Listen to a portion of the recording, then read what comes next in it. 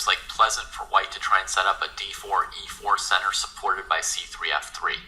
But then you really need a plan for the queen. Yeah, I mean, of course, a3, bishop a2, or h3, bishop h2 is possible, but it's not like white.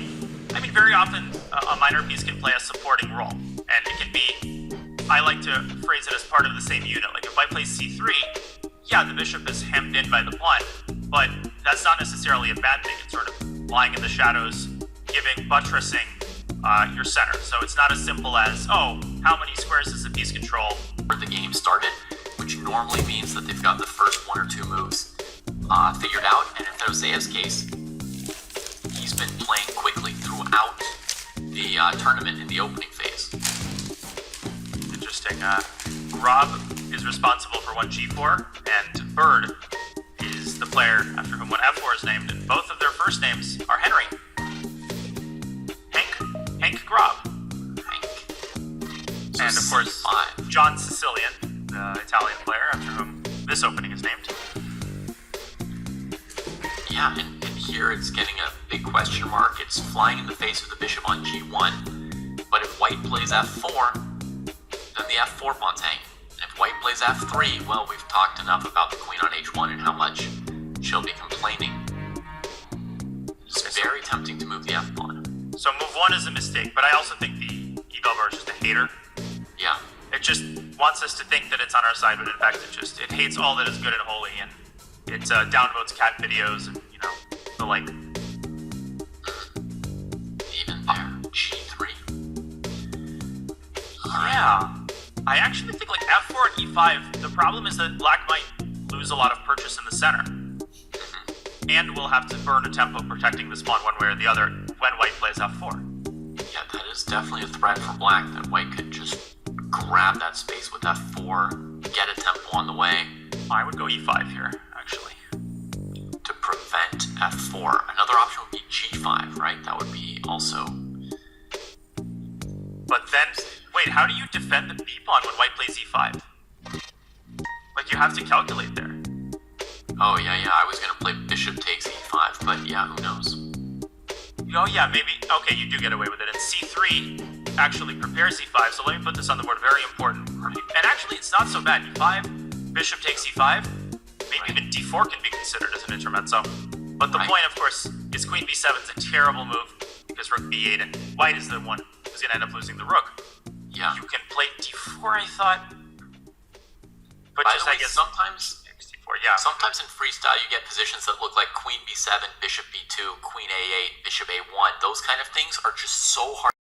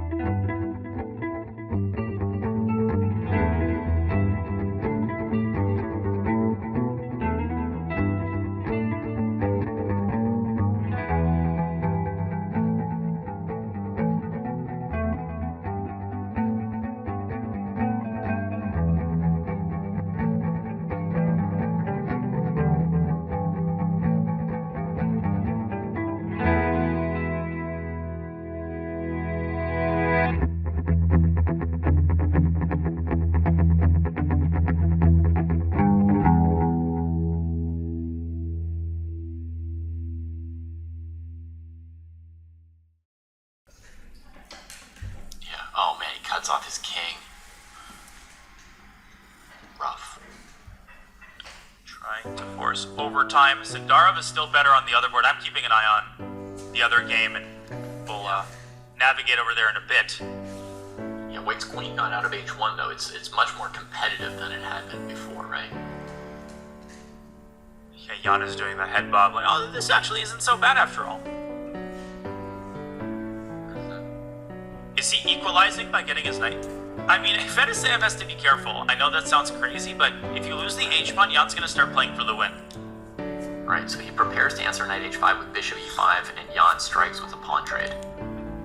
Amazing move, not fearing the rook endgame, because the rook will trampoline and pick off a lot of the weak pawns. I think it's going to be a draw, and we will get overtime, of course. It does now feel like he has escaped. Wow. Two chances for Vladimir. He was winning in the previous game, but rook f2 was very difficult in this game on demand. No, it's... Yeah, you had to calculate that rook f2, knight e4, rook f4 line, which was just a little counterintuitive. It's one of those really imaginative lines. I mean, he should see it. He spent like 2.5 minutes, so I think he will be very disappointed when he looks at the game. But that's part of the skill of being a super GM, pushing that aside. Yeah, it's life. You know, it's what these super GMs do. They never die. Gotta keep fighting. If you're Vladimir, and actually you have to keep making moves, because he's down to 1 minute. And we talked about overpressing, David. Yep. Bishop takes g3, rook takes a7, I think. Yeah, a7 and d5 are both hanging, and I think it's time to take refuge in the endgame with bishop takes g3. Oh, wait. Perhaps in dc4. Yeah, bishop g3 I thought White could take on a7 intermezzo, but the bishop can actually drop back to a7. Yeah. c7, so no, White should take. He can also play d takes c4 here on the principle that, you know, against rook a7 he plays king e6, and against knight e4 he has bishop h2, so there's no losing it. That's exactly what's happening, actually. Vladimir might try king e6 here. I mean, White has to be a little bit careful. Bishop h2, king c3 is... Bishop h2, you can play knight g5, and knight takes h7. Is there a trap there? No, I don't think so. Anything like knight takes h7, bishop e5 or something, and then... Yeah, I mean... It's a draw. We're going to overtime. I mean, was there ever any doubt? Yeah, there was some doubt. I thought that a draw was very unlikely at many points in this game. You know, White can mouse flip king g2 and it's still a draw, like, because it's the wrong color pawn. Riveting endgame. Boom, boom, boom, boom, boom.